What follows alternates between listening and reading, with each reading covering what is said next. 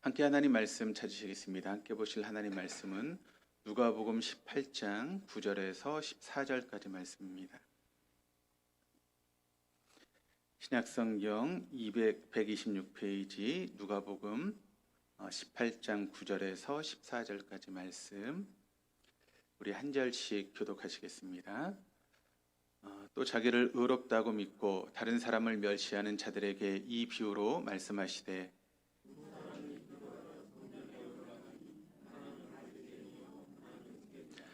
바리새인은 서서 따로 기도하여 이르되, 하나님이여, 나는 다른 사람들 곧 토색, 불의, 간음을 하는 자들과 같지 아니하고 이 세리와도 같지 아니함을 감사하나이다.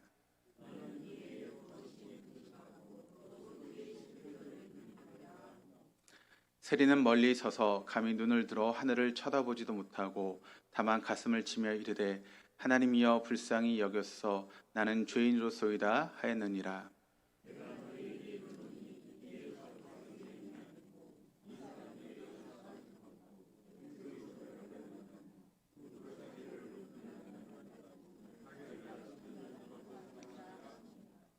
아멘.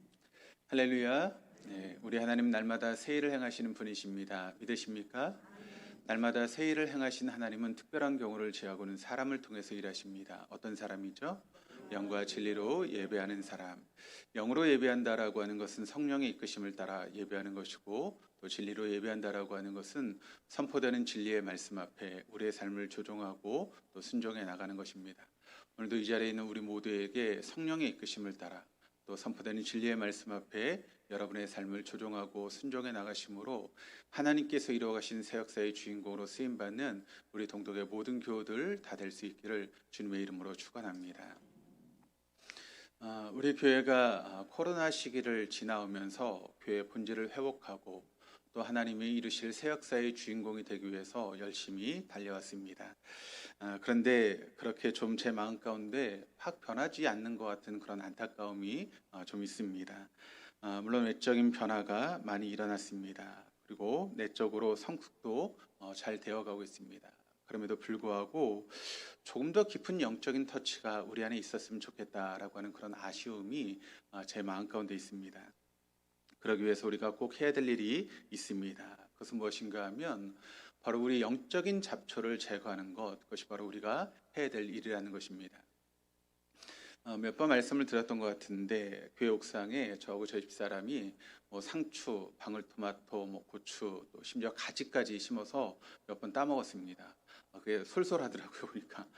그런데 이제 좀 더워지기 시작하면서 상추를 뽑고 거기 이제 꽃도 이렇게 심어놨는데, 여름 사역을 이제 하면서 좀 바빠지다 보니까 신경을 좀 못 썼습니다. 오래간만에 올라갔더니 거기에 잡초가 무성하게 이렇게 커 있더라고요. 그래서 이정재 원사님이 올라오셔서 그 잡초까지 다 뽑으셨는데, 그런 모습을 보면서 잡초를 뽑으면 생각한 것은 무엇인가 하면 우리 인생도 마찬가지고 우리 영의 생활도 마찬가지다라고 하는 그런 생각을 해보게 되었습니다.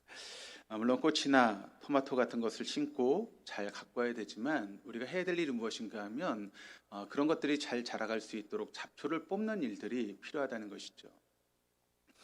우리가 열심히 신앙생활하고 또 우리가 해야 될 것을 열심히 하는 것도 중요하지만 우리가 또 한 가지 해야 될 것이 있다면 그것은 무엇인가 하면 영적인 잡초를 뽑아내는 것, 그것이 바로 우리의 신앙생활에 필요하다는 것입니다. 그래서 오늘부터 몇 차례에 걸쳐서 그 부분의 말씀을 여러분과 함께 나누려고 합니다. 2006년 스위스에서 제35회 다보스 포럼이 열렸습니다. 그때 오늘날의 죄인들과 7대 죄악이라고 하는 제목으로 개막 첫날부터 밤새도록 그렇게 토론을 벌였습니다. 오늘날의 죄인들은 누구며 또 우리에게 7가지 치명적인 죄악은 무엇인가? 이 다보스 포럼은 2000년 새로운 밀레니엄 시대를 지배하는 핵심적인 문제, 그러니까 지구촌이 세계가 경험하고 있는 모든 갈등과 단절과 또 분열의 그 뿌리는 바로 죄악에 있다라고 하는 그런 진단을 내리게 된 것입니다. 지금 세계가 겪고 있는 여러 가지 문제들이 있죠. 국가적인 이기주의, 그리고 생태계 파괴, 또 환경의 문제, 또 다국적 기업들의 지나친 부의 축적, 그리고 인공지능과 또 유전자 조작, 또 또 근본주의 종교의 문제, 또 테러리즘 등 그러니까 인류가 겪고 있는 여러 가지 문제점들이 있는데 그 문제의 근본적인 것을 우리가 따지고 보면 어디서부터 시작하는가 하면 죄로부터 시작하고 있다라고 하는 것을 이제 다보스 포럼에서 그렇게 다루고 함께 논의를 한 것이죠. 그것은 우리나라도 마찬가지입니다. 지금 우리나라가 겪고 있는 여러 가지 문제들이 있는데 그 문제의 뿌리를 우리가 들어가면 그 모든 문제들이 바로 죄로부터 시작하고 있다라고 하는 것을 우리가 알게 되는 것이죠.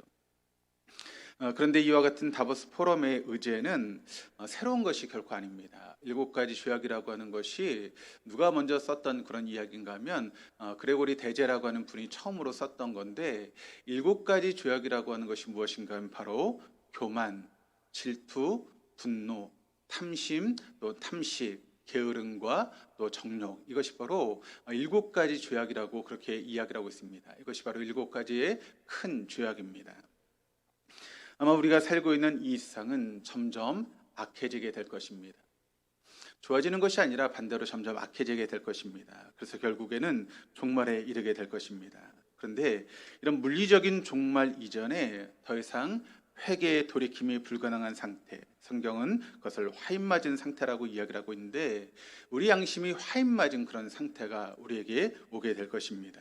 그런데 그 모든 출발점이 어디서부터 출발하는가 하면 바로 죄로부터 출발한다는 것입니다. 그런 까닭의 회개가 모든 것의 시작이고 해답이다라고 하는 것을 우리가 알아야 되는 것이죠. 여러분, 이 시대 가운데 우리에게 영적인 부흥이 일어나길 원하신다면 어디서부터 여러분 시작해야 됩니까? 바로 우리의 죄를 회개하는 회개부터 시작할 때 우리 영적인 회복과 부흥의 역사가 일어날 수 있다는 것입니다. 그런데 우리가 회개하지 않으면 결코 우리에게는 영적인 부흥의 역사가 일어날 수 없다라고 하는 것을 여러분 잊지 마시기를 바랍니다. 그렇다면 우리에게 있는 영적인 잡초는 무엇이 있을까요? 우리의 죄는 무엇이겠습니까? 사실 우리 안에 7가지 모든 죄들이 다 들어있지만 그럼에도 불구하고 특별히 내가 여러분 시급하게 해결될 문제가 무엇인가를 함께 나누면서 우리 안에 있는 영적인 잡초들을 제거할 수 있는 그런 은혜가 여러분과 저에게 있기를 주님의 이름으로 축원합니다. 오늘부터 말씀을 함께 살펴보러 가는데 첫 번째 시간으로 함께 다루려고 하는 말씀은 바로 교만에 대한 그런 말씀을 여러분과 함께 나누려고 합니다. 유명한 토마스 아퀴나스는 우리에게 이런 이야기를 하고 있습니다. 교만은 모든 죄악의 어머니다라고 하는 그런 이야기를 하고 있습니다. 그러니까 다시 말해서 교만이 모든 죄악의 뿌리다라고 하는 것을 우리에게 말씀하고 있는 것이죠. 여러분, 교만이 질투를 낳습니다. 교만이 분노를 낳습니다. 교만이 탐심을 낳고 교만이 다른 사람을 정죄하고 또 다른 사람을 모욕하고 다른 사람을 비난하는 것이 모든 것이 무엇으로부터 시작하는가 하면 교만으로부터 시작하고 있다라고 하는 것을 우리가 놓치지 말아야 되는 것이죠. 우리가 함께 나눴던 본문의 말씀인 누가복음 18장 이 말씀이 바로 이 문제를 다루고 있다라고 하는 것을 우리에게 보여주고 있습니다. 함께 본문의 말씀으로 가보면 오늘 본문의 말씀 우리가 잘 알고 있는 그런 말씀인데 바리새인과 세리가 성전에서 기도하고 있는 그런 말씀을 우리 말씀을 통해서 우리가 보고 있습니다. 많이 우리가 다 알고 있는 말씀인데 여러분, 바리새인은 그 당시를 보면 의인으로 대표되는 사람이 바로 바리새인이고 또 세리는 모든 죄인의 대표가 바로 세리입니다. 그런데 예수님께서 이 비유의 말씀을 마치면서 어떤 결론을 내리시는가 하면 바리새인이 의로운 것이 아니라 세리가 의롭다라고 인정받았다라고 하는 그런 결론의 말씀을 우리에게 남기고 있는 것입니다. 사실 여러분, 우리는 바리새인 하면 어떤 이미지가 떠오르고 있습니까? 바리새인 하면 외식하는 사람들, 또 위선자, 또 스스로 의롭다고 여기는 사람, 이런 선입견이 여러분 우리에게 있지 않습니까? 그래서 바리새인은 별로 좋지 않은 사람, 그런 이미지가 우리에게 있죠. 그래서 바리새인이 의로운 것이 아니라 세리가 의롭다라고 하는 그런 주님의 결론에 대해서 우린 부담감 없이 그 말씀을 받아들입니다. 그래, 맞아, 바리새인이 의로운 것이 아니라 세리가 의롭지라고 하는 그런 말씀을 우리가 생각하게 됩니다. 근데 여러분, 예수님 당시에도 그런 생각을 하고 있었을까요? 예수님 당시에도 예수님께서 바리새인이 의로운 것이 아니라 세리가 의롭다라고 하는 그런 결론을 내렸을 때 그 당시에 살아가는 모든 사람들이 예수님 말씀에 그래, 맞아 라고 수긍했을까요? 결코 그렇지 않았다는 것입니다. 예수님의 이 말씀은 그 당시 사람들에게 아주 충격적인 이야기였습니다. 말도 안 되는 그런 이야기였죠. 도저히 받아들일 수 없는 그런 결론을 지금 주님께서 내리고 있는 것입니다. 그렇다면 그 당시의 사람들이 도저히 말도 안 된다라고 이야기하는 결론을 왜 주님께서는 이렇게 내리고 있는 것일까요? 우리가 이 문제를 풀기 위해서는 우리는 먼저 이 비유의 내용을 주의 깊게 살펴봐야 됩니다. 지금까지 우리가 가지고 있었던 선입견을 내려놓고 이 말씀을 바라볼 수 있어야 된다는 것이죠. 저도 이 말씀을 한 주간 동안 준비하고 또 씨름하면서 과연 이 말씀을 우리가 그대로 받아들이는 것이 맞는가, 아니면 그동안 내가 모르고 있었던 내용이 이 안에 감춰져 있는 것은 아닌가라고 생각하면서 말씀과 씨름하는 그런 시간을 가졌습니다. 그때 성령께서 주셨던 말씀을 여러분과 함께 나누려고 하는데, 첫 번째는 무엇인가 하면 바로 이 말씀을 주님께서 누구에게 주고 계시는가라고 하는 것을 우리가 먼저 알아야 한다는 것입니다. 9절의 말씀을 같이 한번 읽어보시겠습니다. 또 자기를 의롭다고 믿고 다른 사람들을 멸시하는 자들에게 이 비유로 말씀하시되. 그렇습니다. 그러면 이 말씀의 주인공이 지금 누구일까요? 세리가 주인공입니까? 세리가 주인공입니까? 그렇지 않습니다. 이 말씀의 주인공은 지금 바리새인이 주인공이다라고 하는 것을 우리가 놓치지 말아야 됩니다. 그러니까 말씀의 주인공이 세리가 아니라 바리새인입니다. 그러니까 우리가 이 말씀을 통해서 우리가 세리처럼 겸손함을 배워야 된다라고 하는 것이 주제가 아니라 바리새인처럼 교만하지 말아야 된다라고 하는 것이 이 말씀의 주제라고 하는 것을 우리가 알아야 된다는 것이죠. 그런 의미에서 우리가 말씀을 보게 되면 세리는, 그러니까 바리새인이 교만하다라고 하는 그런 문제를 더 분명하게 보여주기 위한 들러리, 조연에 불과하다라고 하는 것을 우리가 알게 됩니다. 그 당시 바리새인은 모든 사람이 우러러보고 또 존경하고, 저 정도만 되면 내가 정말 자랑할 수 있어 할 정도로 사람들에게 인정받던 사람들이 바로 바리새인들입니다. 그런데 예수님께 사람들이 인정하는 그런 바리새인을 향해서 뭐라고 말씀하고 있는가 하면 저 사람을 제발 닮지 말아야 된다. 그 비유를 지금 말씀하고 있다는 것이죠. 또 우리가 여기서 한 가지 알아야 되는 것은 무엇인가 하면 이 말씀의 배경이 되는 장소가 어디인가를 우리가 놓치지 말아야 됩니다. 우리 10절 말씀을 같이 한번 읽어보시겠습니다. 두 사람이 기도하러 성전에 올라가니. 우리가 익히 알고 있는 말씀이죠. 그래서 바리새인과 세리가 기도하러 성전에 올라갔다라고 하는 그런 말씀을 하고 있는데, 사실 이 말씀의 배경이 되는 장소가 지금 어디입니까? 성전이 배경이 되고 있다라고 하는 것을 또한 우리가 알아야 됩니다. 그런데 사실 이 말씀을 우리가 받아들이고 또 함께 말씀을 나누면서 우리가 이 말씀에 대해서 잘못된 그림을 그려왔습니다. 전통적으로 우리가 이 말씀을 받을 때 우리는 어떻게 이 말씀을 받아들였는가 하면, 바리새인이 각각 개인 기도를 드리기 위해 성전에 올라갔고 또 그 시간에 또 세리도 같이 기도하고 있었다라고 하는 그런 생각으로 우리가 말씀을 받아들였습니다. 바리새인도 우리로 말하면 예배당에 찾아왔고 또 그때 마침 세리도 기도하러 찾아왔다, 이렇게 생각을 하는데, 사실 그것은 우리가 너무 예수님의 이 비유를 개인적인 관점에서 바라보았기 때문에 이렇게 오해를 하고 있는 것입니다. 그런데 그 당시 이스라엘 사람들, 그 사람들이 예수님의 이 말씀을 들었을 때 그들이 떠올렸던 것은 무엇인가 하면, 개인적으로 기도하러 왔는 그런 시간들이 아니라 이 시간은 무엇인가 하면 먼저 회중들이 함께 희생 제사를 드리기 위해서 성전에 올라가는 그런 광경을 떠올리게 되는 그런 말씀이라는 것이죠. 지금 바리새인과 세리 둘 다 성전에 올라가서 기도를 드립니다. 그러나 그 당시의 성전은 우리가 생각하는 그런 장소가 결코 아니었다라고 하는 것을 우리가 놓치지 말아야 됩니다. 그렇습니다. 그 당시 성전은 지금 오늘날의 우리의 교회와는 전혀 다른 모습이었다라고 하는 것을 우리가 알아야 되는 것이죠. 그러니까 모든 사람이 아무 때나 가서 기도할 수 있는 장소가 성전이 아니라는 것입니다. 그리고 그렇게 하나님 앞에 나와서 하나님 말씀을 듣는 장소가 결코 성전이 아니었다는 것이죠. 그 당시 유대인들은 어디서 기도를 드렸을까요? 성전에서 기도를 드렸을까요? 그렇지 않습니다. 유대인들은 가정에서 기도를 드렸습니다. 그렇다면 유대인들은 어디서 하나님 말씀을 들었을까요? 성전에서 말씀을 듣습니까? 아닙니다. 유대인들은 회당에서 말씀을 들었습니다. 그러면 성전은 뭐 하는 곳입니까? 성전은 뭐 하는 장소죠? 바로 이스라엘 백성들이 자신의 죄를 회개하고 또 용서받는 희생 제사를 드리는 장소가 바로 성전이었습니다. 그러니까 그 장소는 뭐 기도를 듣고 기도를 드리고 말씀을 듣는 장소가 결코 아니었다라고 하는 것이죠. 또 예수님 당시에는 오전 9시 그리고 오후 3시 두 번의 정기적인 희생 제사가 드려졌다고 합니다. 제사가 시작되면 이제 그 제단에 모든 사람들이 모여들게 되고 제사장 그 위에 놓인 양을 잡아서 이제 희생 제사를 드리면서 이스라엘 백성들의 죄를 대속하게 되는 그런 제사를 드리게 되죠.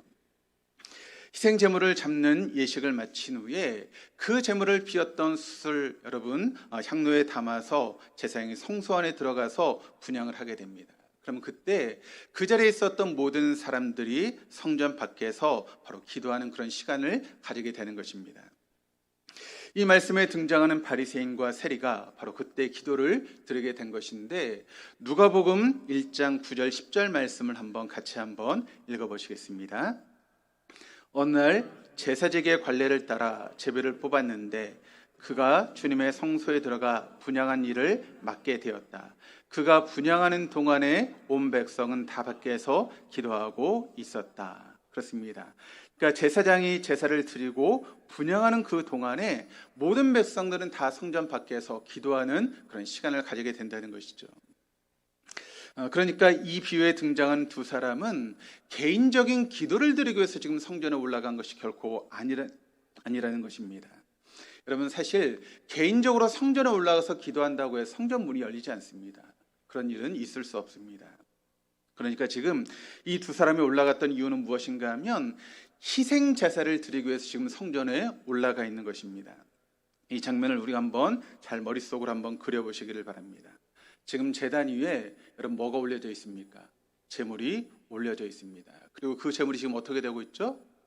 불에 지글지글 타면서 연기가 지금 올라가고 있는 그런 상태입니다.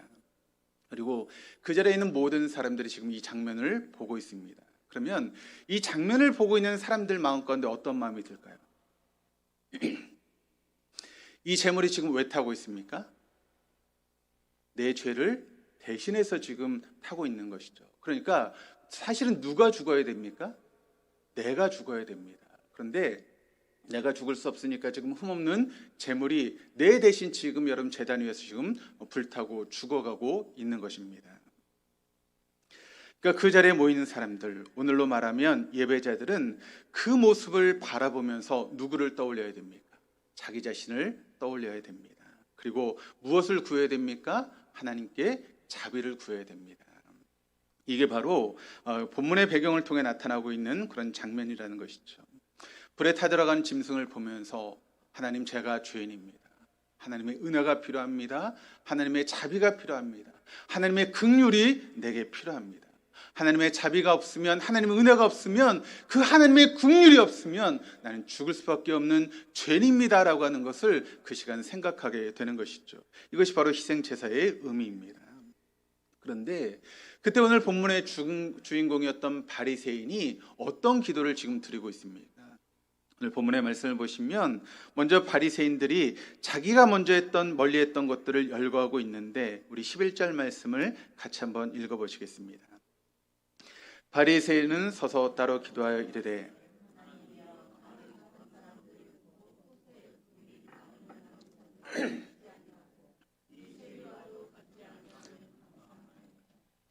바리새인이 지금 자신이 멀리했던 것을 열거하면서 기도하고 있습니다. 그리고 그 다음에는 무엇을 기도하고 있는가 하면 자기가 행했던 착한 일들을 또 이야기를 하고 있습니다. 12절 말씀을 읽겠습니다. 나는 일에 2번씩 금식하고 또 소득의 11조를 드리나이다 하고. 다시 한번 말씀을 드리지만 이 자리가 여러분 자신이 어떤 행동을 했는지 자신의 의로움을 드러내는 자리입니까? 결코 그런 자리가 아니었다는 것입니다. 제단 위에 놓여있는 짐승이 지금 연기를 피우며 지글지글 타들어가는 그런 모습을 보면서 내가 죽어야 되는데 내 대신 지금 저 짐승이 죽어가고 있구나. 온전히 내가 하나님 앞에 은혜를 구하고 자비를 구하고 긍휼을 구하는 그런 시간이 바로 이 희생제사의 시간이라는 것이죠. 그런데 지금 바리새인이 하나님을 향해서 엉뚱한 기도를 드리고 있는 그런 모습을 우리가 오늘 말씀을 통해서 발견할 수 있어야 됩니다. 근데 여러분, 이 모습은 이사야의 모습과 너무나 대조되는 그런 말씀이죠. 이사야 6장 1절 말씀을 한번 읽어보시겠습니다. 우시야 왕이 죽던 해에 내가 본즉 주께서 높이 들린 보좌에 앉으셨는데 그의 옷자락은 성전에 가득하였고, 그러니까 이 말씀의 지금 배경이 되는 곳이 어디인가 하면 바로 이 말씀도 성전입니다. 그러니까 이사야가 성전에서 지금 하나님을 배웠다라고 그렇게 이야기를 하고 있습니다. 그런데 성전에서 하나님을 배웠던 이사야가 탄식하기 시작합니다. 6장 5절 말씀입니다. 같이 읽겠습니다. 나는 부르짖었다. 재앙이 나에게 닥치겠구나. 이제 나는 죽게 되었구나. 나는 입술이 부정한 사람인데 입술이 부정한 백성 가운데 살고 있으면서 자, 지금 이사야가 그 성전에서 주님을 뵙게 되었습니다. 그랬더니 그 거룩하신 하나님 앞에서 지금 이사야가 어떤 고백을 하고 있습니까? 나는 입술이 부정한 사람입니다. 입술이 부정한 그런 백성 가운데 살고 있으니 내 죄악을 가지고 하나님 앞에 서게 되었으니 나는 죽을 수밖에 없습니다. 만군의 주님을 만났으니 나는 그 거룩하신 주님 앞에 죽을 수밖에 없는 존재입니다 라고 하는 그런 고백을 지금 이사야가 하고 있는 것이죠. 근데 그때 다행히 스랍 천사가 날아와서 이사야에게 이렇게 이야기를 합니다. 우리 6장 7절 말씀 같이 읽겠습니다. 그것을 나의 입에 대며 말하였다. 이것이 너의 입술에 닿았으니 너의 악은 사라지고 너의 죄는 사해졌다. 성전에 썼던 거룩한 숯불이 그의 입술에 닿게 되었을 때 그의 모든 악이 사라졌고 그의 죄가 사해짐으로 이사야가 죽지 않고 살아날 수 있었다라고 하는 것을 우리에게 보여주고 있는 그런 장면입니다. 그런 면에서 보면 오늘 조연에 불과했던 세리야 고백이야말로 예배의 자리에서 우리가 드려야 되는, 희생 제사의 자리에서 우리가 드려야 되는 그런 고백을 세리가 하고 있다라고 하는 것을 알게 됩니다. 우리 13절 말씀을 세 번역으로 같이 한번 읽어보시겠습니다. 그런데 세리는 멀찍이 서서 하늘을 우러러볼 엄두도 못 내고 가슴을 치며 아 하나님 이 죄인에게 자비를 베풀어 주십시오 하고 말하였다. 여러분, 이게 그 자리에서 마땅히 드려야 될 그런 고백의 모습이다라고 하는 것을 지금 세리를 통해서 우리에게 보여주고 있습니다. 아, 하나님, 나는 죄인입니다. 나에게는 하나님의 자비가 필요합니다. 하나님의 은혜가 필요합니다. 하나님의 긍휼이 필요합니다라고 하는 것이 바로 그 희생제사의 자리라는 의미입니다. 그런데 왜 이 바리새인은 엉뚱한 이야기를 하고 있는 것일까요? 세리와 같은 그런 고백을 드려야 되는 자리에서 왜 이 바리새인은 엉뚱한 지금 기도를 지금 그렇게 하나님 앞에 드리고 있는 것일까요? 다시 11절 앞부분을 보시면 이렇게 증가합니다.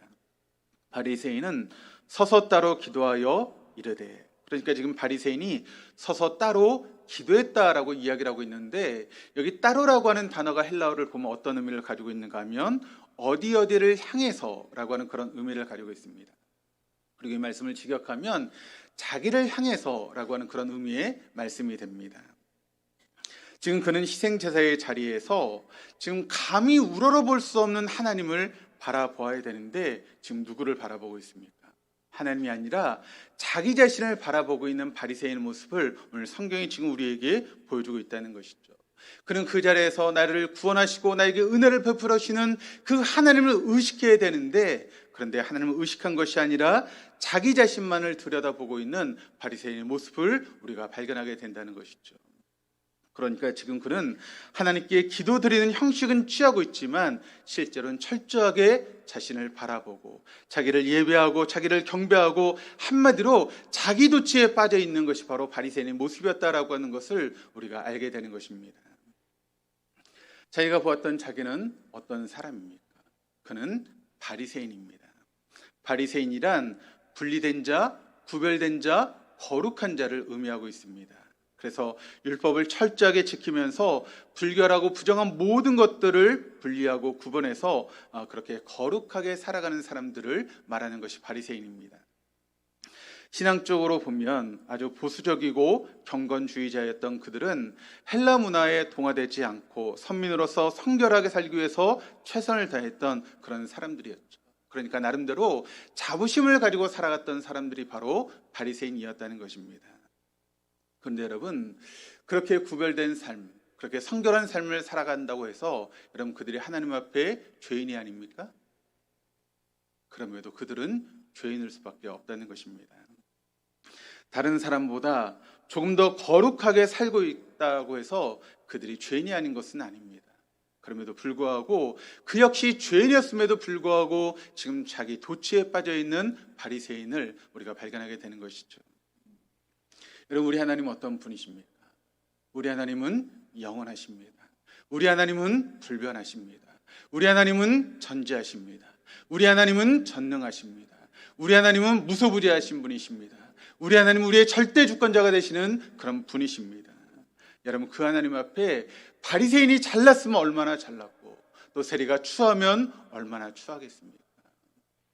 우리끼리 비교하니까 내가 더 잘난 것 같고 내가 더 더러운 것 같지만 하나님 앞에서 보면 모두 다 죄인일 수밖에 없는 것이 우리 인간의 모습이라는 것이죠.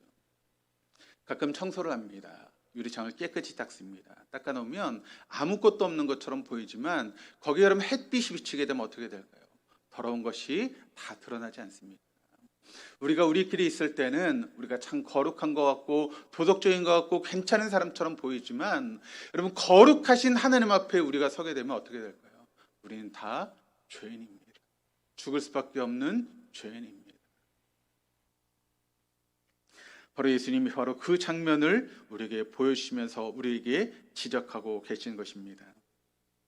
오늘 자세히 본문 말씀을 보게 되면 어떻게 시작하고 있는지를 우리 9절 세 번역으로 한번 읽어보도록 하시겠습니다. 스스로 의롭다고 확신하고 남을 멸시하는 몇몇 사람에게 예수님께서는 이 비유를 말씀하셨다. 그리고 이 말씀의 결론이 어떻게 되고 있습니까? 우리 14절 말씀을 읽겠습니다. 내가 너에게 말한다.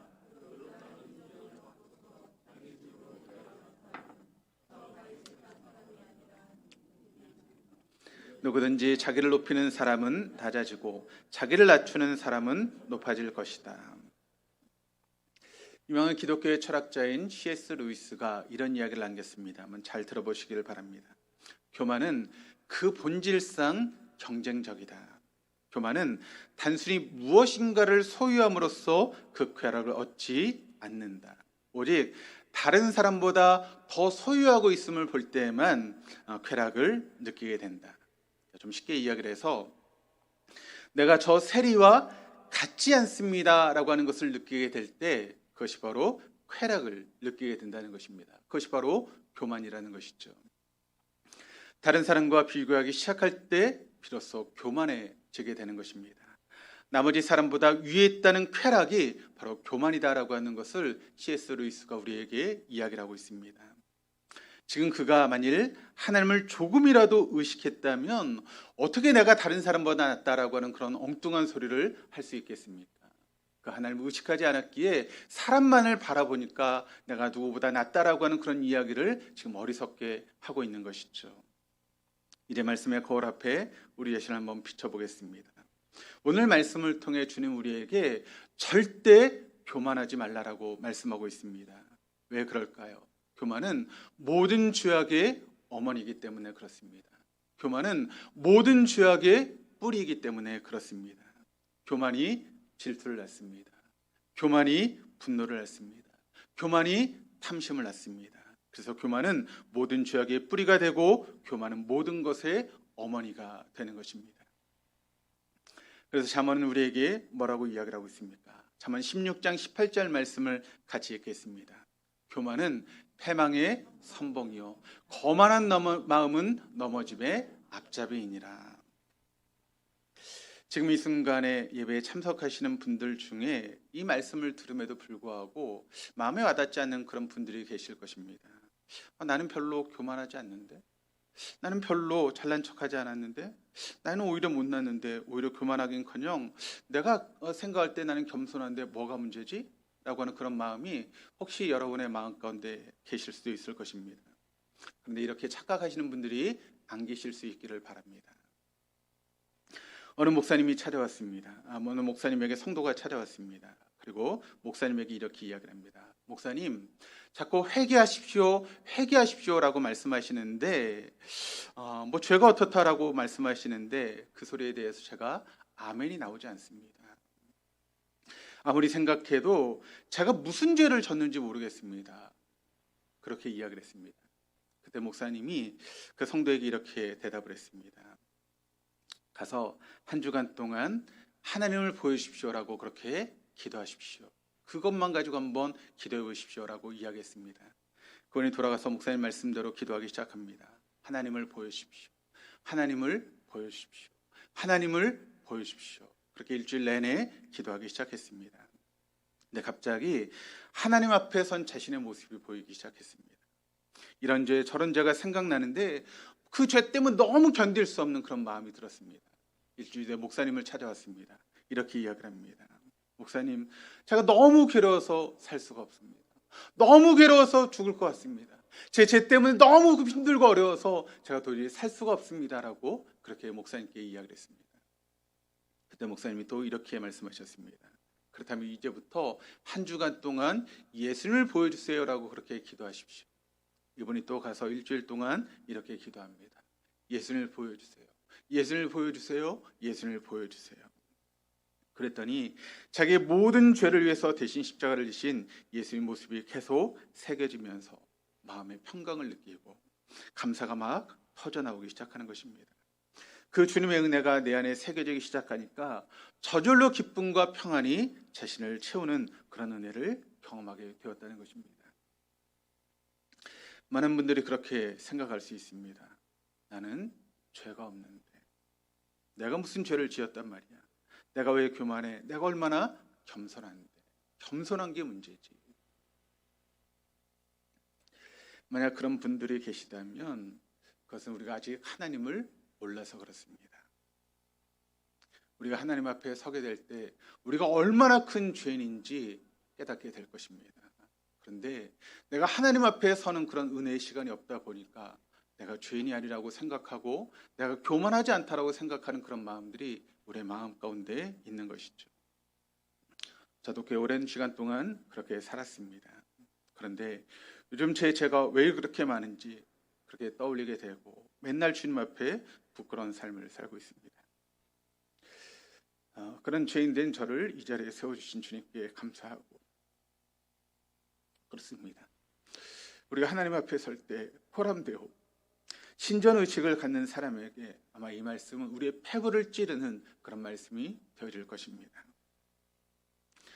사랑하는 성도 여러분, 어떤 경우에도 교만하지 마시기를 바랍니다. 우리가 아멘 했지만 어떻게 해야 될까요? 어떻게 교만하지 않은 삶을 살아갈 수 있을까요? 그러기 위해서 우리가 온전한 예배를 드려야 합니다. 다시 한번 이 예수님께서 말씀하셨던 이 말씀은 희생제사라고 하는 그런 배경 가운데 비유하신 말씀이다라고 하는 것을 우리가 놓치지 말아야 됩니다. 오늘날로 말하면 우리가 예배를 드리고 있는 이런 상황으로 끌고 가셔서 이 말씀을 지금 우리에게 증거하고 계시는 것입니다. 지금 제단 위에 노인 짐승이 연기를 피우며 지글지글 타는 것을 보고 있습니다. 그 모습을 눈으로 지금 내가 똑똑히 지켜보았습니다. 그것을 보면서 내가 죽어야 되는데 저 자리가 내 자리인데 내가 하나님의 은혜 가운데 이렇게 삶을 살고 있구나. 하나님 제게 은혜를 베풀어 주옵소서. 하나님 제게 자비를 베풀어 주옵소서. 하나님의 긍휼하심이 아니면 나는 살아갈 수 없는 죄인입니다. 그런 고백이 우리의 고백 가운데 있어야 되는 것이죠. 그것이 바로 우리가 드리고 있는 예배의 자리입니다. 근데 우리의 마음 가운데 어떤 마음이 있습니까? 오늘 바리새인처럼 엉뚱한 것을 기도드리고 있는 그런 모습들이 혹시 우리 안에 있는 것은 아닌가 생각해 보시길 바랍니다. 여러분, 이것이 바리새인만의 문제입니까? 아니면 저와 여러분의 문제일까요? 여러분 지금 온전히 하나님 앞에 예배를 드리고 계십니까? 나의 죄를 대신 담당하기 위해서 십자가에 못 박히신 그 주님의 은혜를 기억하며 감사한 마음을 가지고 예배를 드리고 있습니다. 예배를 드린 내내 주가 마땅한 나를 위해서 대신 십자가에 달려 죽으신 그 주님의 은혜를 기억하며 감사합니다. 감사합니다. 감사합니다. 모든 것이 하나님의 은혜입니다. 저를 불쌍히 여겨주십시오. 우리가 예배 내내 이런 고백이 터져나와야 되는 것 아닙니까? 그런데 예배를 드리며 왜 찬송은 왜 저래? 기도는 왜 저래? 그리고 예배를 드리고 있지는 않습니까? 우리가 아무리 대단할지라도 여러분, 오늘 이 예배 가운데 이 자리에서 우리가 승리하지 못하면 여러분 자신에게 속고 있는 것입니다. 바리새인이 그랬습니다. 이 바리새인에게 우리 주님은 뭐라고 말씀하십니까? 그의 삶이, 그의 신앙이 구역질 난다라고 이렇게 말씀하고 계시는 것입니다. 오늘 주님 앞에 철저하게 나의 죄인된 모습을 바라보고 그 주님 앞에 감사하며 은혜로 새롭게 시작할 수 있는 우리 동덕의 모든 교우들 다 될 수 있기를 주님의 이름으로 축원합니다. 여러분, 그게 그런데 내 힘으로 될까요? 죽었다 깨어나도 내 힘으로 될 수 없습니다. 그러나 우리가 성령을 모셔드리기만 하면, 성령께서 우리 안에 오셔서 우리 안에서 활동하시기만 하면 내가 하나님이 기뻐하시는 것을 염원하게 하시고 그것을 실천할 수 있는 그런 능력 있는 삶으로 우리를 이끌어 가실 것입니다. 이 자리에 함께한 저와 여러분 모두에게 이런 축복이 있을 수 있기를 주님의 이름으로 축원합니다.